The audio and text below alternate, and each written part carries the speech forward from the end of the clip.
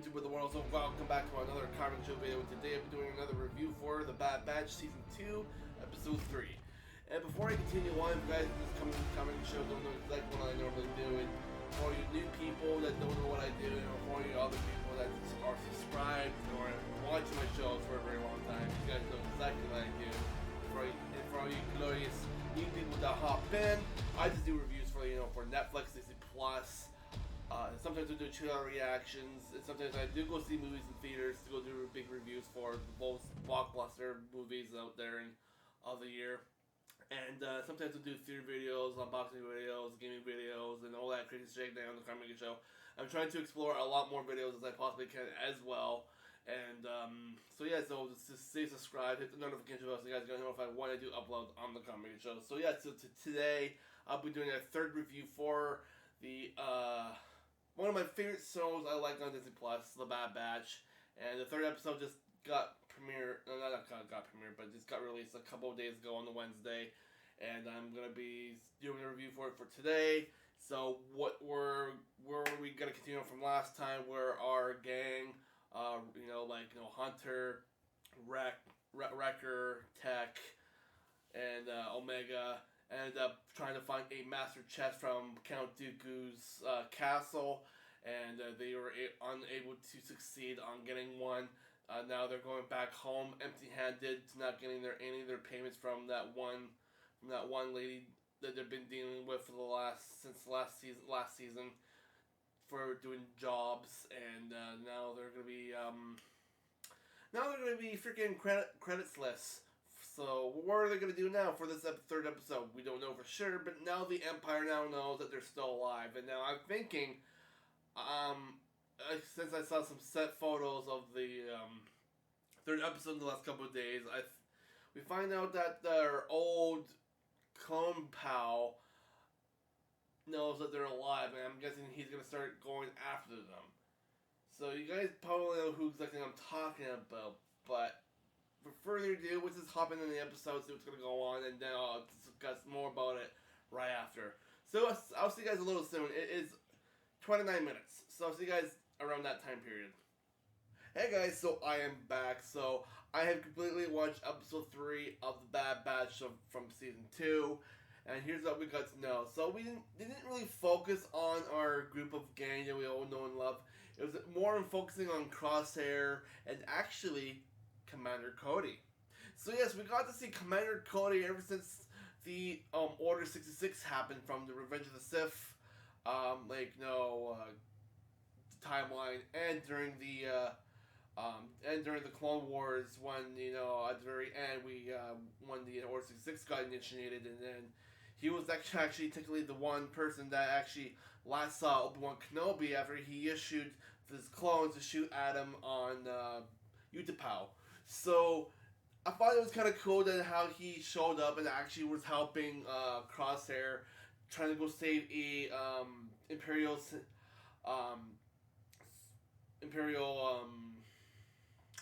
not a senator, but it was more like an Imperial governor. So basically they're trying to get their governor back because he's supposed to be ruling this one planet that the Empire wants to rule over or onto, but the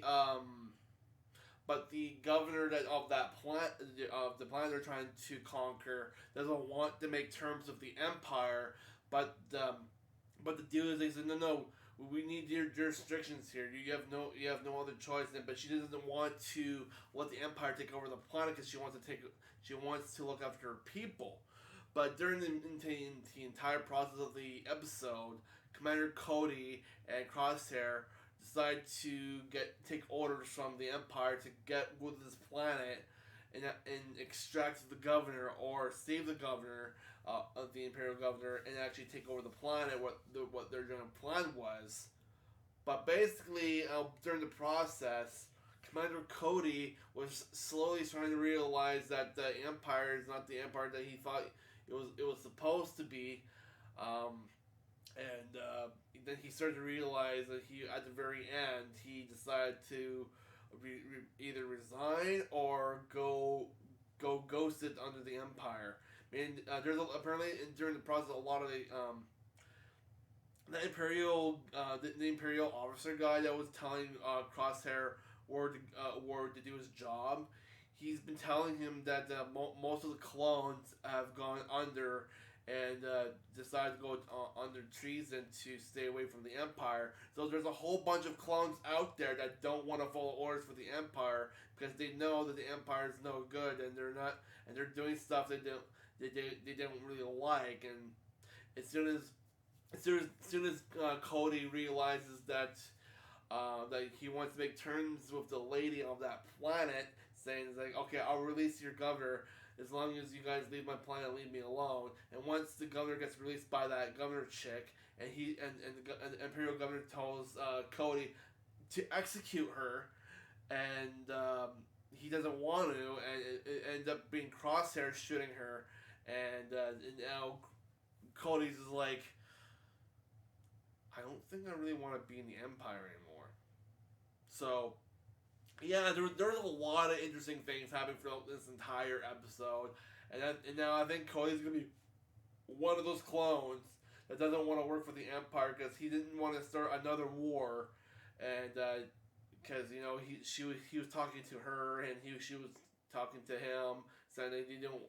And also, it was kind of cool for this entire episode that this lady actually was able to reprogram all of the Trade Federation droids to serve her. So she had one of those like commander droids that was able to command all the like droid cuz and all the clanker droids. It was kind of cool. So it was like, oh, that's freaking neat.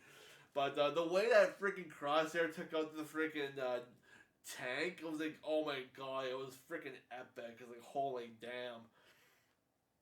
But yeah, so as soon as Cody and Crosshair were able to take out the governor chick of that planet, they were able to seize everybody in the city, and they were able to imperialize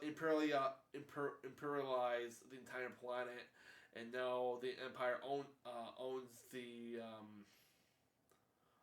the rights to I can't remember what the planet was called. I remember that Imperial officer dude from Coruscant mentioned the name. I think it started with a D. I can't think of it. I know it's kind of bad for me to remember a lot of names and planet names and all that crazy shit name on the show, but I'm literally trying my best to remember everything for you guys. So, but yeah, then when Cody and Crosshair decided to go back to Coruscant after they did their mission to save their Imperial Governor to take over the planet, which they succeeded. Um, so Cody and Crosshair walk past this like mural where it shows the names of all the old other clones that went down from the war.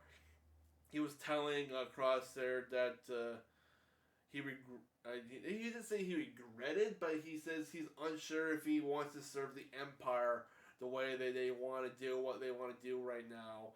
And that was the last time we saw him. And then it shows Crosshair going back to his quarters. He goes to sleep and he wakes up in the morning and he gets called to the Imperial officer's office by his unit number. And then he asked about. He was telling Crosshair that he has another job to do, and then he asks, like, "Is Commander Cody gonna help me out with this?" Like, Commander Cody is no longer with us anymore, and he's like, "What? What do you mean by?" And he says his serial number, and then he's like, apparently he's gone under. He doesn't want it, and then he just disappeared. So basically, Commander Cody is went out of the way to stay away from the Empire. So now he probably was able to find himself off planet and go somewhere else. So, meaning he's probably off Coruscant. He doesn't want to serve the Empire anymore. He knows he doesn't want to do nothing with them anymore. He doesn't want to do what he wanted to do from that situation where the governor told him to execute that one lady on that planet, and he's like, no, I don't want to do that. I don't want to start any wars with any other places. So he's one of the other clones that realizes that they didn't want to do what they want to do to appease the people because they're supposed to like. Because the clones are supposed to like take peace and it's supposed to take matter and keep everyone in the galaxy at peace and don't want to make amends by killing everybody. So he was one of those people who's like, yeah, I don't want to do this. So if I remember correctly, I think Commander Cody shows up in one of the other Star Wars shows. Was it like Rebels or something like that? Or was that Rex on that one episode? I think it was I think that was Rex. But either way, Commander Cody's gone. I don't know if he got killed or he just went off the radar from the Empire and decided to leave off planet.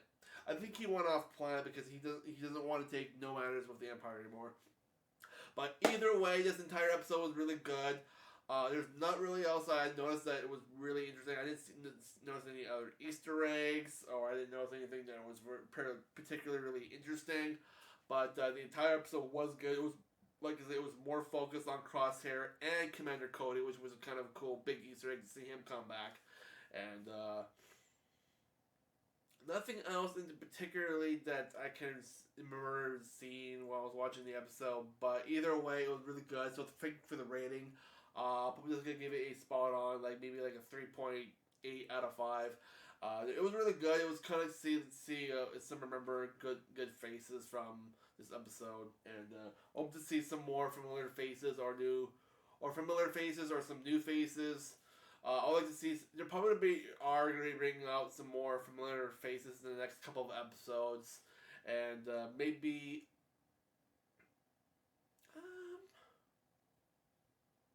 Maybe what they did like they did in the last season where they showed like a younger Rancor version of the Return of the Jedi.